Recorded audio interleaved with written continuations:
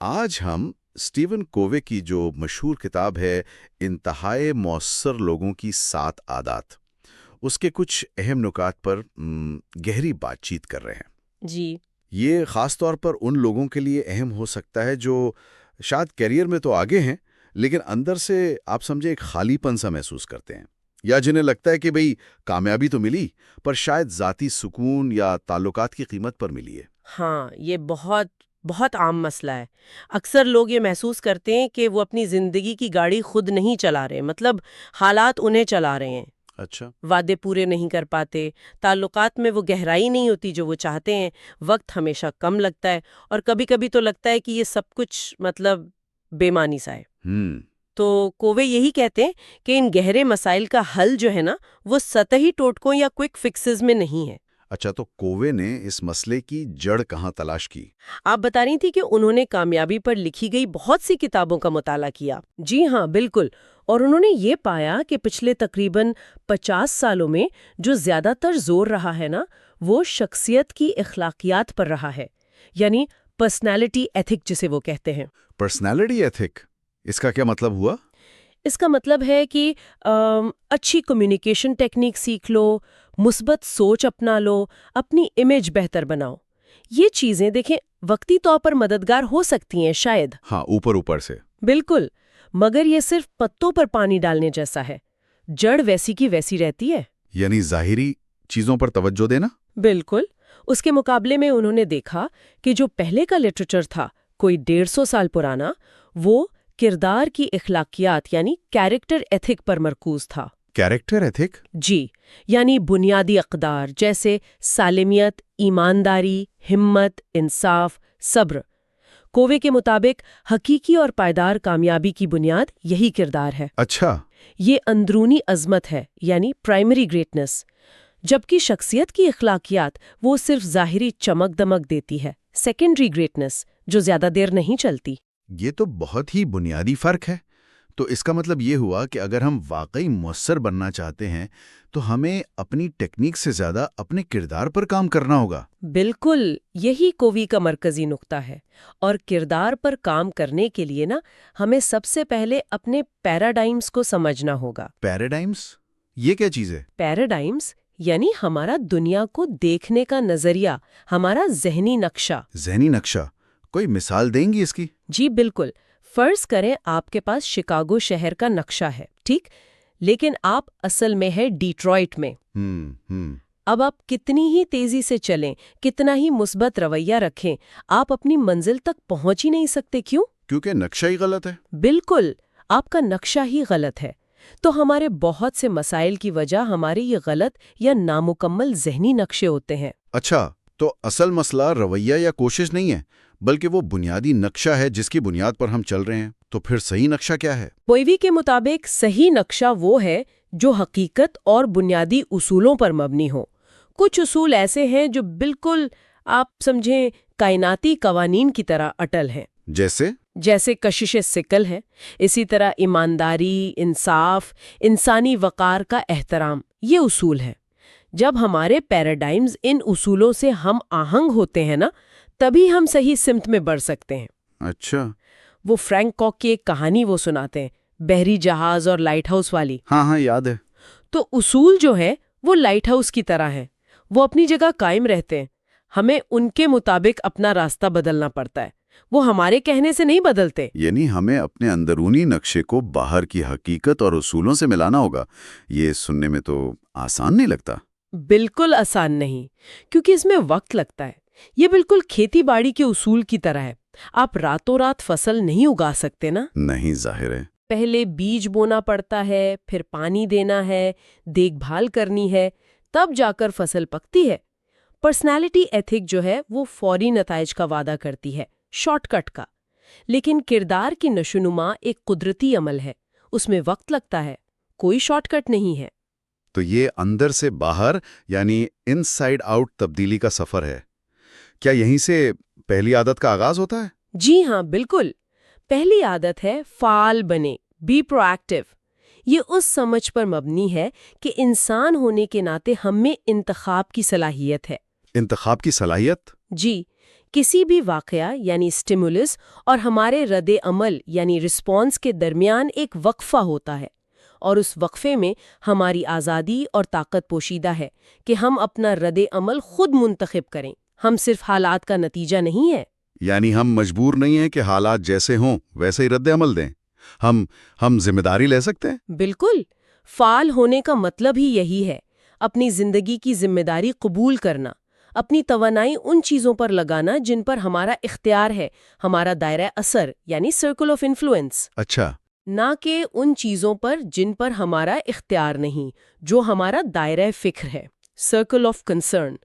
مثال کے طور پر دوسروں کی غلطیوں پر کڑھنے کے بجائے ہم اپنے رویے کو بہتر بنانے پر توجہ مرکوز کر سکتے ہیں۔ فعال زبان استعمال کرنا، جیسے یہ کہنا کہ میں یہ کرنے کا انتخاب کرتا ہوں بجائے اس کے کہ اف مجھے یہ کرنا پڑ رہا ہے۔ یہ سننے میں تو بہت بااختیار کرنے والی بات لگتی ہے۔ اگر ہم فعال بن جائیں تو اگلا قدم کیا ہے؟ اگلا قدم ہے عادت 2، اختتام کو ذہن میں رکھ کر شروع کریں۔ Begin with the end in mind۔ اختتام کو ذہن میں رکھ کر شروع کریں۔ جی، اس کا مطلب ہے کہ کوئی بھی کام شروع کرنے سے پہلے یہ واضح ہونا چاہیے کہ آپ پہنچنا کہاں چاہتے ہیں، آپ کی زندگی کا مقصد کیا ہے، آپ کن اقدار پر قائم رہنا چاہتے ہیں۔ یہ تو کافی گہری بات ہے، یعنی روزمرہ کے کاموں میں الجھنے سے پہلے اپنی زندگی کی بڑی تصویر دیکھنا۔ بالکل، دیکھیں تمام چیزیں نا 2 بار تخلیق ہوتی ہیں، پہلے ذہن میں یعنی نقشہ بنتا ہے، منصوبہ بنتا ہے، ٹھیک ہے، پھر حقیقت میں اس پر عمل ہوتا ہے۔ تو اگر ہم اپنی یہ پہلی یعنی ذہنی تخلیق خود نہیں کریں گے تو پھر حالات یا دوسرے لوگ ہماری زندگی کا نقشہ بنا دیں گے۔ صحیح۔ اس عادت کا ایک عملی طریقہ یہ ہے کہ اپنا ذاتی مشن کا بیان لکھا جائے، پرسنل مشن سٹیٹمنٹ، جو آپ کے کردار، آپ کی شراکت اور آپ کی بنیادی اقدار کی عکاسی کرے۔ یہ آپ کا ذاتی آئین بن جاتا ہے۔ تو پہلی عادت ہمیں ذمہ داری دیتی ہے، دوسری ہمیں سمت دیتی ہے۔ اب تیسری عادت کا کیا کردار ہے؟ عادت 3 ہے، پہلی چیزیں پہلے رکھیں، پٹ فرسٹ تھنگز فرسٹ۔ یہ پہلی 2 عادتوں کا آپ سمجھیں عملی نفاذ ہے۔ اچھا، ایکشن میں لانا۔ جی، یہ روزمرہ کی زندگی میں ترجیحات طے کرنے اور ان پر عمل کرنے کے بارے میں ہے۔ یہ ہے اصل ٹائم مینجمنٹ۔ ٹائم مینجمنٹ، یہ تو بہت سے لوگوں کا مسئلہ ہے۔ اس میں کوی کیا مشورہ دیتے ہیں؟ وہ مشہور 4 کوادرنٹس والی بات؟ جی ہاں، وہی۔ وہ ٹائم مینجمنٹ میٹرکس کا ذکر کرتے ہیں جو ہماری سرگرمیوں کو 2 بنیادوں پر تقسیم کرتا ہے: اہمیت، امپورٹنٹ، اور فوریت، ارجنٹ۔ ٹھیک ہے۔ تو 4 خانے بن جاتے ہیں۔ یہ فوری بھی ہیں اور اہم بھی، جیسے کوئی بحران آ گیا، کوئی سخت ڈیڈ لائن ہے۔ یہ اہم تو ہے لیکن فوری نہیں ہے، جیسے منصوبہ بندی کرنا، تعلقات بنانا، نئی چیزیں سیکھنا، ورزش کرنا۔ یہ فوری تو لگتی ہیں لیکن اہم نہیں ہوتی، جیسے کچھ رکاوٹیں آ گئیں، کچھ غیر ضروری میٹنگز۔ یہ نہ فوری ہیں نہ اہم، یعنی بس وقت کا ضیاع۔ تو مؤثر لوگ کہاں وقت گزارتے ہیں؟ کووی کہتے ہیں کہ مؤثر لوگ اپنا زیادہ تر وقت کوادرنٹ 2 میں گزارتے ہیں۔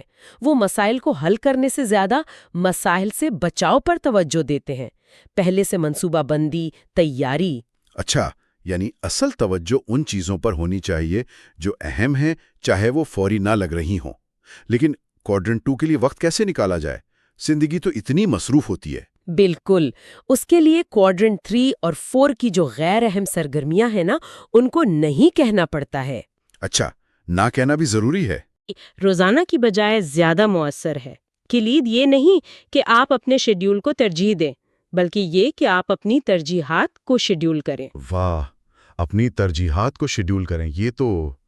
یہ پہلی 3 عادات، فعال بننا، اختتام کو ذہن میں رکھنا اور پہلی چیزیں پہلے رکھنا، یہ تو لگتا ہے جیسے ذاتی کامیابی یعنی نجی فتح یعنی پرائیویٹ وکٹری کے بارے میں ہے۔ بالکل، یہ خود پر قابو پانے اور خود انحصاری یعنی انڈیپینڈنس حاصل کرنے کی عادات ہیں۔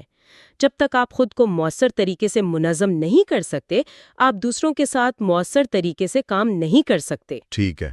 یہ بنیاد ہے اگلی 3 عادات کے لیے، جو عوامی فتح یعنی پبلک وکٹری کے بارے میں ہے۔ مطلب دوسروں کے ساتھ مؤثر تعلقات اور باہمی انحصار انٹرڈیپینڈنس۔ تو عوامی فتح کی طرف جانے سے پہلے کیا کوئی اور اہم تصور ہے جو ہمیں سمجھنا چاہیے؟ ہاں، ایک بہت اہم تصور ہے جذباتی بینک اکاؤنٹ کا، ایموشنل بینک اکاؤنٹ۔ جذباتی بینک اکاؤنٹ، یہ کیا ہوتا ہے؟ یہ ایک استعارہ ہے۔ ہر تعلق میں ایک جذباتی بینک اکاؤنٹ ہوتا ہے۔ ہم مہربانی، وعدے پورے کرنے، دوسرے کی بات سننے، مخلصانہ معافی مانگنے جیسے رویوں سے اس میں ڈپازٹ کرتے ہیں۔ اس سے اعتماد بڑھتا ہے۔ اچھا۔ اور بدتمیزی، وعدہ خلافی، نظر انداز کرنے، ٹوکنے جیسے رویوں سے ہم وڈراول کرتے ہیں۔ اس سے اعتماد کم ہوتا ہے۔ تو مضبوط تعلقات کے لیے ضروری ہے کہ اس اکاؤنٹ میں ڈپازٹ زیادہ ہوں۔ یہ بہت اچھی تشبیہ ہے، تعلقات میں اعتماد کا بیلنس۔ تو اب ہم عوامی فتح کی پہلی عادت یعنی عادت 4 پر آتے ہیں۔ جی، عادت 4 ہے، جیت جیت سوچیں، think one one. One one, یہ تو سنا ہے۔ جی، یہ ایک ذہنیت ہے، ایک دل کا رویہ ہے کہ زندگی میں ہر صورتحال میں باہمی فائدے کی تلاش کی جائے۔ یہ سمجھنا کہ زندگی کوئی مقابلہ نہیں ہے جہاں ایک جیتے گا تو دوسرا ہارے گا، بلکہ تعاون ہے۔ بالکل تعاون کا جذبہ ہے۔ ون لوز، میں جیتوں تم ہارو، یا لوز ون، چلو میں ہار جاؤں تم جیت جاؤ کی سوچ کے بجائے ہمیشہ ایسا حل تلاش کرنا جس سے دونوں فریقوں کو فائدہ ہو۔ کیا یہ ہمیشہ ممکن ہے؟ کبھی کبھی تو لگتا ہے کہ حالات ایسے ہوتے ہیں کہ ایک کی جیت دوسرے کی ہار ہی ہوتی ہے۔ کووی کہتے ہیں کہ زیادہ تر صورتحالوں میں ون ون ممکن ہے۔ ہاں، اس کے لیے کچھ چیزیں ضروری ہیں۔ کردار میں پختگی چاہیے، یعنی ہمت بھی ہو اور دوسرے کا لحاظ بھی ہو، اور ابنڈنس مینٹالٹی چاہیے، فراوانی ذہنیت۔ فراوانی ذہنیت؟ یعنی یہ یقین کہ دنیا میں سب کے لیے کافی وسائل اور مواقع ہیں۔ اس کے برعکس ہوتی ہے کمی کی ذہنیت، اسکیرسٹی مینٹالٹی، کہ اگر دوسرے کو کچھ ملے گا تو میرے لیے کم ہو جائے گا۔ اچھا، سمجھ گیا۔ اور اگر کبھی ون ون ممکن نہ ہونا تو ایک آپشن ہے ون ون اور نو ڈیل، یعنی جیت جیت یا کوئی سمجھوتا نہیں۔ مطلب اگر باہمی فائدے کا حل نہیں نکل سکتا تو بہتر ہے کہ ڈیل نہ کی جائے، زبردستی کا ون لوز یا لوز ون نہ ہو۔ یہ سوچ اپنانا تو تعلقات کے لیے کتنا اہم ہوگا۔ اچھا، اس کے بعد عادت 5 آتی ہے۔ جی ہاں، عادت 5، پہلے سمجھنے کی کوشش کریں پھر سمجھائیں۔ Seek first to understand, then to be understood۔ پہلے سمجھیں پھر سمجھائیں۔ جی، یہ مؤثر کمیونیکیشن کی بنیاد ہے۔ اکثر ہم کیا کرتے ہیں؟ ہم سننے سے پہلے ہی جواب دینے، مشورہ دینے یا اپنا فیصلہ سنانے کی جلدی میں ہوتے ہیں۔ ہاں، ایسا تو ہوتا ہے۔ کووی کہتے ہیں پہلے دوسرے شخص کے نقطہ نظر کو واقعی سمجھنے کی کوشش کریں، اور صرف الفاظ کو نہیں بلکہ ان کے پیچھے چھپے احساسات اور مطلب کو بھی سمجھیں۔ ہمدردی سے سننا؟ بالکل، اسے وہ ہمدردانہ سماعت کہتے ہیں، ایمپیتھک لسننگ۔ یہ دوسرے شخص کو محسوس کراتا ہے کہ اسے واقعی سنا اور سمجھا جا رہا ہے۔ یہ جذباتی بینک اکاؤنٹ میں بہت بڑا ڈپازٹ ہے۔ اچھا۔ جب آپ دوسرے کو اچھی طرح سمجھ لیتے ہیں تبھی آپ مؤثر طریقے سے اپنا نقطۂ نظر پیش کر سکتے ہیں، یعنی then seek to be understood۔ اس کے لیے پھر ہمت چاہیے، اور اس میں وہ یونانی فلسفہ کام آتا ہے۔ ایتھوس آپ کی ساخت، پیتھوس ہمدردی، اور لوگوس منطق۔ زبردست! یہ تو واقعی کسی بھی بحث یا اختلاف کو حل کرنے کا بہترین طریقہ لگتا ہے۔ پہلے سنو پھر بولو۔ اچھا، اس کے بعد چھٹی عادت؟ عادت 6 ہے، ہم آہنگی پیدا کریں، سینرجائز۔ سینرجی؟ جی، یہ تخلیقی تعاون کا اصول ہے، یعنی جب لوگ مل کر کام کریں تو نتیجہ ان کی انفرادی کوششوں کے مجموعے سے کہیں زیادہ بہتر ہو، جیسے 1+1=3 یا اس سے بھی زیادہ۔ اچھا، یہ کیسے؟ اس کا مطلب ہے اختلافات کو مسئلہ سمجھنے کی بجائے ان کی قدر کرنا، ان کا احترام کرنا۔ جب مختلف نقطہ نظر، مختلف تجربات اور صلاحیتیں ملتی ہیں تو وہ مل کر کچھ نیا اور بہتر تخلیق کر سکتی ہیں جو شاید اکیلے ممکن نہ تھا۔ تو یہ ٹیم ورک اور تخلیقی حل نکالنے کے بارے میں ہے؟ جی ہاں، یہ اصل میں ون ون عادت 4 اور ایمپیتھک لسننگ عادت 5 کا عملی نتیجہ ہے۔ جب لوگ ایک دوسرے پر اعتماد کرتے ہیں، ایک دوسرے کو سمجھتے ہیں اور ایک مشترکہ مقصد کے لیے کام کرتے ہیں تو وہ ایسے حل نکال سکتے ہیں جو پہلے کسی کے ذہن میں نہیں تھے۔ یہ صرف سمجھوتا یا کمپرومائز نہیں ہوتا، بلکہ ایک بہتر تیسرا متبادل، تھرڈ آلٹرنیٹو تلاش کرنا ہوتا ہے۔ واہ، یہ 6 عادات تو زندگی کے تقریباً ہر پہلو کا احاطہ کرتی نظر آ رہی ہیں۔ مطلب ذاتی تنظیم سے لے کر تعلقات اور ٹیم ورک تک۔ تو پھر 7ویں عادت کیا ہے؟ 7ویں عادت آپ سمجھیں ان سب کو ممکن بناتی ہے اور قائم رکھتی ہے۔ عادت 7 ہے آری تیز کریں، شارپن دی سو۔ آری تیز کریں؟ جی، یہ خود کی تجدید یعنی رینیول کا اصول ہے۔ سوچیں، اگر آپ مسلسل لکڑی کاٹتے رہیں اور آری تیز نہ کریں تو کیا ہوگا؟ آری کند ہو جائے گی، کام رک جائے گا یا بہت سست ہو جائے گا۔ بالکل اسی طرح ہمیں اپنی سب سے بڑی اثاثہ یعنی خود کو برقرار رکھنے اور بہتر بنانے کے لیے وقت نکالنا ہوگا، اپنی صلاحیتوں کو تازہ دم رکھنا ہوگا۔ خود کی تجدید کن پہلوؤں سے؟ کووی 4 بنیادی جہتوں کا ذکر کرتے ہیں جن میں ہمیں توازن کے ساتھ تجدید کرنی چاہیے۔ پہلی ہے جسمانی، یعنی ورزش، اچھی خوراک، مناسب آرام، تناؤ کا انتظام۔ دوسری ہے روحانی، اپنی اقدار سے جڑنا، عبادت، مراقبہ، فطرت سے لطف اندوز ہونا، جو بھی آپ کو اندرونی سکون دے۔ تیسری ہے ذہنی، پڑھنا، لکھنا، نئی چیزیں سیکھنا، منصوبہ بندی کرنا، تصور کرنا، دماغ کو متحرک رکھنا۔ اور چوتھی ہے سماجی جذباتی، دوسروں کے ساتھ بامانی تعلقات بنانا، خدمت کرنا، ہمدردی پیدا کرنا۔ یہ عادات 4، 5، 6 سے بہت گہرا تعلق رکھتی ہے۔ تو ان چاروں پہلوؤں پر توجہ دینی ہے۔ جی، اور توازن کے ساتھ کووی روزانہ نجی فتح، ڈیلی پرائیویٹ وکٹری کی بات کرتے ہیں کہ روزانہ کم از کم 1 گھنٹہ ان جہتوں کی تجدید کے لیے وقف کرنا چاہیے۔ یہ تمام 7 عادات کی نشو و نما کی کلید ہے۔ تو یہ ایک مسلسل عمل ہے۔ یہ 7 عادات ایک دوسرے سے جڑی ہوئی لگتی ہیں، سیکھتے ہیں اور اوپر جاتے ہیں۔ ہر عادت دوسری کو مضبوط کرتی ہے۔ اور اس سب میں رہنمائی کون کرتا ہے؟ اس پورے عمل کی رہنمائی آپ کا ضمیر کرتا ہے، آپ کی کانشنس۔ اسے بھی تربیت اور تعلیم کی ضرورت ہوتی ہے۔ اچھا، تو آج ہم نے اسٹیفن کووی کی 7 عادتوں کے بنیادی فلسفے کو سمجھنے کی کوشش کی۔ خلاصہ یہی لگتا ہے کہ حقیقی تبدیلی اور تاثیر باہر سے نہیں آتی، وہ اندر سے شروع ہوتی ہے۔ جی بالکل، یہ اپنے کردار پر، اپنے پیراڈائمز پر اور اپنی عادات پر کام کرنے کا سفر ہے۔ یہ انسائیڈ آؤٹ اپروچ ہے۔ اور یہ اصول صرف کام کی جگہ پر ہی نہیں، بلکہ ذاتی زندگی، خاندان اور معاشرے میں بھی اتنے ہی اہم ہیں۔ وہ PPC توازن والی بات بھی بہت اہم لگی۔ ہاں، پی یعنی پیداوار، سونے کے انڈے، اور PC یعنی پیداواری صلاحیت، مرغی، دونوں میں توازن۔ یہ زندگی کے ہر شعبے میں کامیابی کی کلید ہے، چاہے وہ آپ کی صحت ہو، آپ کے مالی معاملات ہوں یا آپ کے تعلقات۔ گفتگو کے اختتام پر سننے والوں کے لیے ایک آخری سوچ چھوڑتے ہیں۔ کووی منتقلی شخصیت یعنی ٹرانزیشن پرسن بننے کی بات کرتے ہیں۔ جی، کیا سننے والے اپنی زندگی میں وہ شخص بن سکتے ہیں جو منفی خاندانی یا معاشرتی رجحانات یا رویوں کو جو شاید نسلوں سے چلے آ رہے ہیں، اگلی نسل تک منتقل ہونے سے روکیں؟